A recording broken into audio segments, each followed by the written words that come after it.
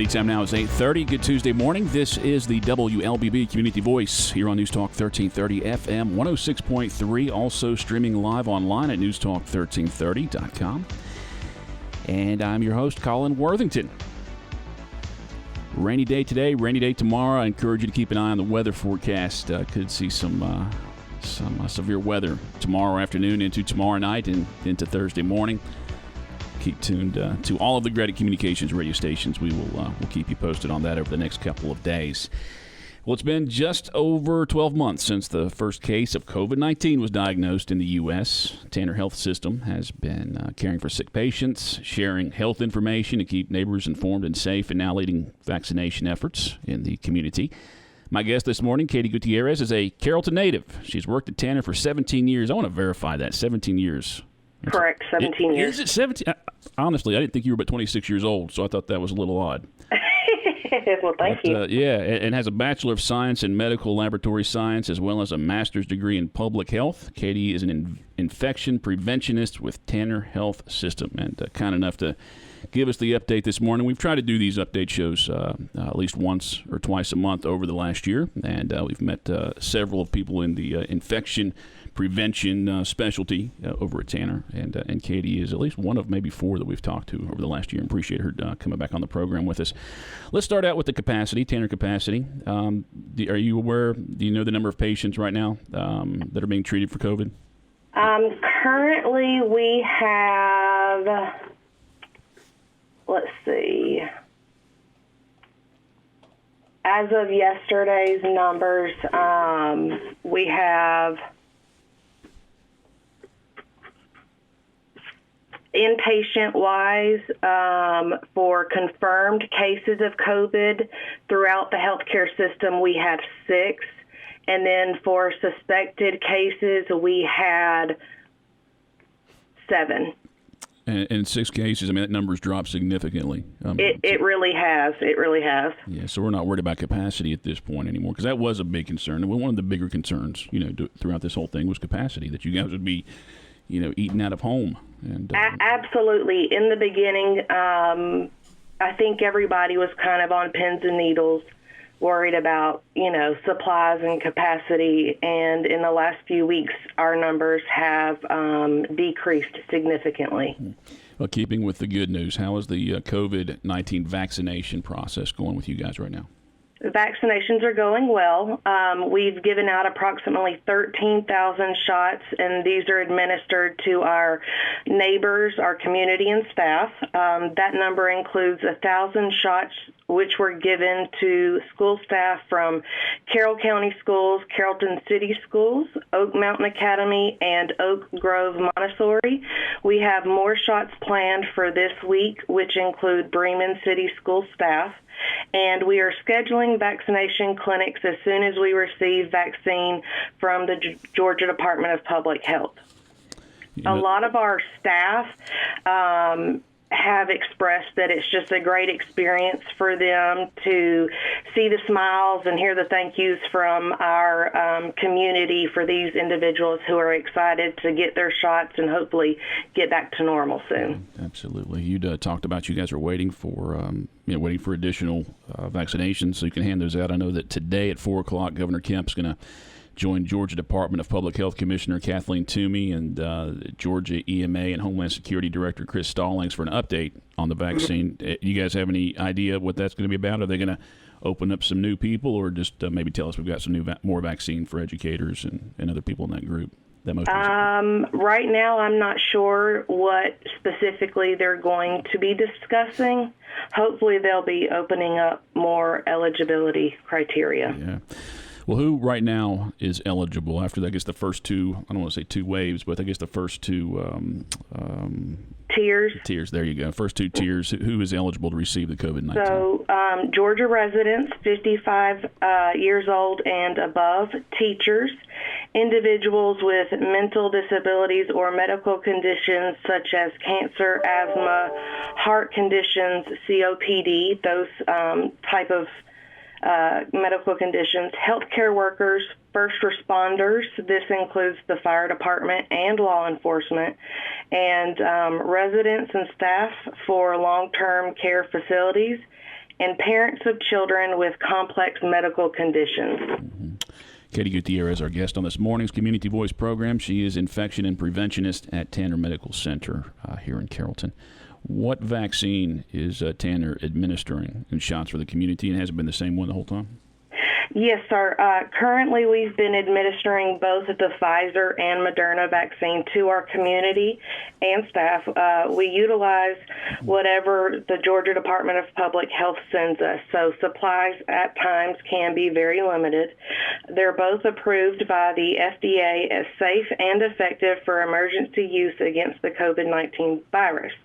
Both manufacturers require 2 shots to achieve the highly desired 95% effectiveness that will protect patients from getting sick themselves or spread the virus to others, and a 3-week time period between each shot is required for the Pfizer vaccine, and a 4-week period is needed for the Moderna. And why is that? Why is there a waiting period there? Why can't you just boost us up and give us like 150%? Yeah, not that would happen, but why do you have to wait that 3-week period, that 4-week period? That way it gives your body time to make the antibodies. And the vaccines have been trialed to be given at certain periods of time. There's not efficacy numbers for giving it today and then giving it a week later. Yeah. And that may have had just as much to do with making sure that there was enough vaccine to go around, 3 weeks later. I mean, that had something to do with it as well. The J&J vaccine, that's one. I thought they actually gave that to educators last week. Maybe it was in different parts of the state or different states. But will Tanner be administering the new J&J vaccine? It's just a single shot, right? When we receive it, we will. However, we have not received any of the J&J vaccine yet. We will use what the Georgia Department of Public Health sends us. Hopefully, the availability of the 3rd vaccine will help us with the supply issues we've been experiencing so far. Now, we talked about you guys had administered almost 13 doses, and we talked about, most recently has been open to educators and a couple of other groups. Every group available, have they actually had the opportunity? Have you guys had events to where they could attend? Are you aware of groups that are eligible and have not been able to get this shot for whatever reason locally? We have opened our clinics up to all of those that are eligible to receive it, and so we started, within our system and provided it for our doctors and our Tanner team members.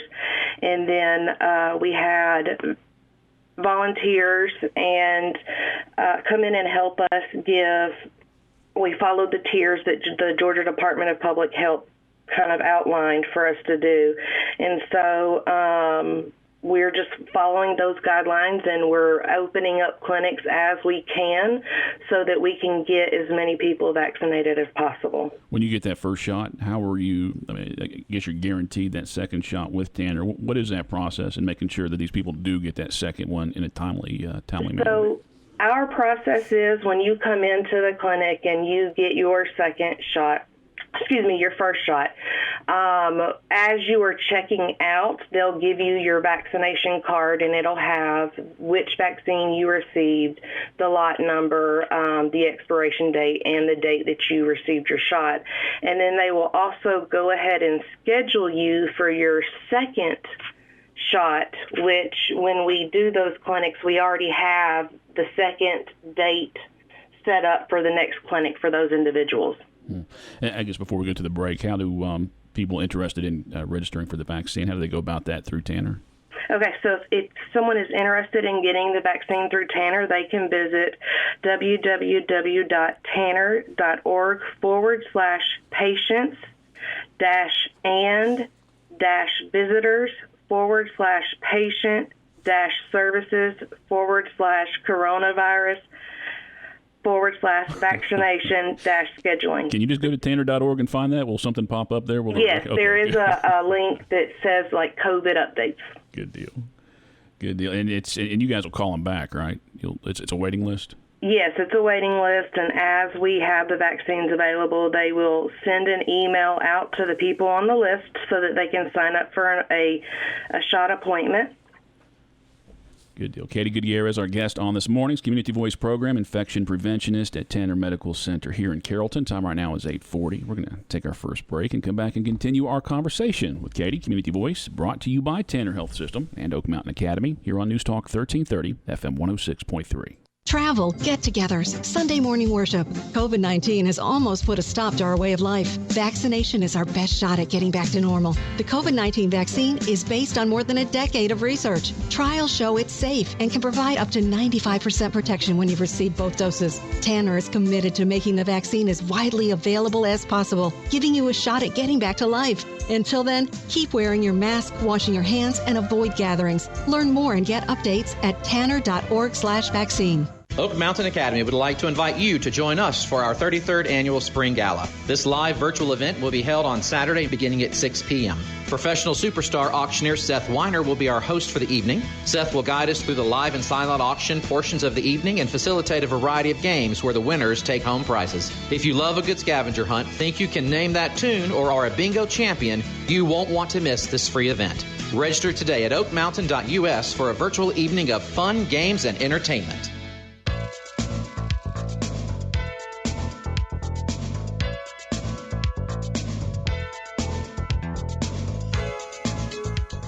It's 8:42. Welcome back to the WLBB Community Voice here on News Talk 1330 FM 106.3. I'm your host this morning, Colin Worthington. My guest is Katie Gutierrez, infection preventionist at Tanner Medical Center. Bringing Katie back onto the program here. Second time she's been with us, probably about 3 or 4 months ago. She was on, updated us about what was going on at that time, and things sure have changed over the last 4 or 5 months. When you're getting the COVID-19 vaccine, I guess, what are the side effects, and are they the same for all 3 of them that we're aware of? Any potential side effects? Does one have more side effects than the other? I don't believe one has more side effects than the other. What you can look for, which is just signs that really are telling you that your body is responding to the vaccine and it's doing what it should be doing to help protect you from the vaccine, is you will have soreness or swelling at the injection site. Your arm may be tender for a couple of days. Some people have reported a headache, fever or chills, and then fatigue or tiredness. These symptoms usually don't last very long, and we're recommending that you contact your primary care physician if you have concerns about these symptoms or if your symptoms last more than 3 days. Based on feedback that we've gotten, which follows the information that came with both vaccines, is most patients experience more side effects with the second shot than the first. But just keep in mind that that's a good response. Your body's doing what it needs to do. Is there a rhyme or reason why who may feel side effects worse? Are there ages, genders, or if you eat an hour before you get the shot, anything like that? No, I don't think that there's, a specific age. I will say one thing, that if individuals that have severe cases of COVID have more likely had the symptoms than maybe somebody that never experienced COVID. Let's see. And can I just jump in real quick? Please. A quicker link to get to the vaccine information would just be tanner.org/vaccine. Excellent. Time right now is 8:44. Our guest this morning, Katie Gutierrez, infection preventionist at Tanner Medical Center here in Carrollton. You hear this question all the time, and I'm going to ask you again just so we can, put somebody else on the record. Can we get the virus from the vaccine? No, sir. You cannot get the COVID-19 virus from the vaccine. The vaccine does not contain an actual live virus. However, it's designed to prepare your body for a fight against the virus if you're ever exposed. Are there any concerns for the vaccine with pregnant women? A lot of pregnant women have not been getting the vaccine. Mm-hmm. We would recommend that you consult your OBGYN before you decide about getting the vaccine. How about if I've had the virus before, if I've been diagnosed with it, is it should I get it or should I wait longer? Do I need to get it? So if you were recently diagnosed with COVID, you would need to wait approximately 90 days after you were diagnosed. And that's what we're recommending for anybody that schedules their appointment is 90 days. I got you. Katie Gutierrez, our guest on this morning's Community Voice program, infection preventionist at Tanner Medical Center here in Carrollton. I'm going to go ahead and take my final break and then maybe ask some questions about treatment and what you've seen in the hospital. And, some of it might be speculation. Some things, you may have witnessed and be able to share with us and just talk about the treatment. And I guess just, give us some hope, Katie. And we'll do that after this break. Community Voice brought to you by Tanner Health System and Oak Mountain Academy here on News Talk 1330 FM 106.3.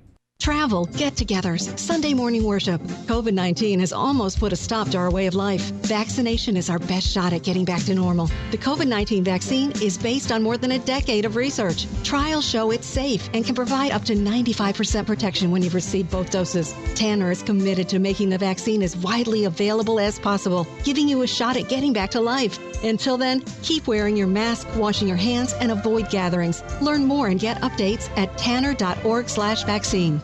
Oak Mountain Academy would like to invite you to join us for our 33rd Annual Spring Gala. This live virtual event will be held on Saturday beginning at 6 p.m. Professional superstar auctioneer Seth Weiner will be our host for the evening. Seth will guide us through the live and silent auction portions of the evening and facilitate a variety of games where the winners take home prizes. If you love a good scavenger hunt, think you can name that tune, or are a bingo champion, you won't want to miss this free event. Register today at oakmountain.us for a virtual evening of fun, games, and entertainment.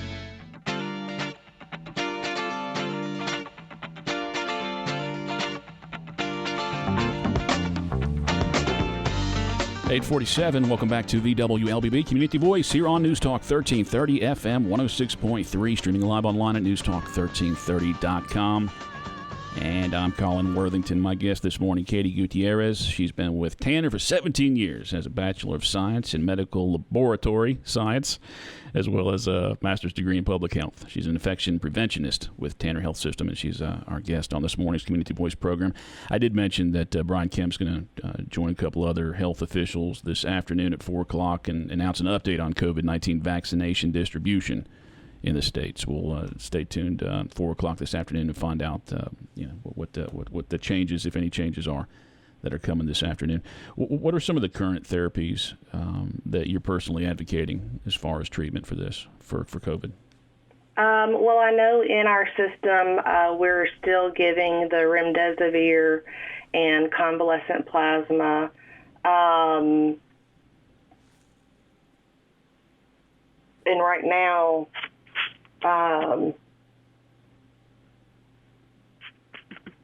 that's what we use for inpatients. I'm sorry. I was going to say, yeah, which one? It was. Is it dexamethasone? Is that more for outpatient therapies? I can't really speak to outpatient therapies as I'm not a provider. I gotcha. As far as the inpatient therapies, what are we seeing right now is the time somebody's spending in hospital? And I don't know, can you put a level of what they're going through on a scale of 1 to 10 compared to what it was maybe 6-7 months ago? I think compared to 6-7 months ago, I really do think that it's gotten tons better. I would probably say that 6 or 7 months ago, we were at a 9, and we were probably, I would say, at a 4 or a 5. Mm-hmm. How do you feel about those individuals who refuse, at least initially, to get vaccinated? Maybe they're waiting. They're going to wait for the future. I think I've read some sources, maybe 50% of the people are saying yes and no. How will that affect us, do you think, as a community trying to get rid of this? I think as a community trying to get rid of this, the more people that get vaccinated, the better our chances are of having that kind of herd immunity to where we can go out in the public without masks on and not be worried about getting sick. Mm-hmm. Have you guys discussed internally about if you think that we'll need another vaccination in the fall? How long this one will actually carry over for us? From what I understand, I believe we will get a booster in the future is what I've heard being discussed. Mm-hmm. But I guess the season for COVID, will it be the same as fall season? I mean, will we actually have a season? You know, we say flu season, we think, you know, November through March or whatever it is, but do we see a COVID season?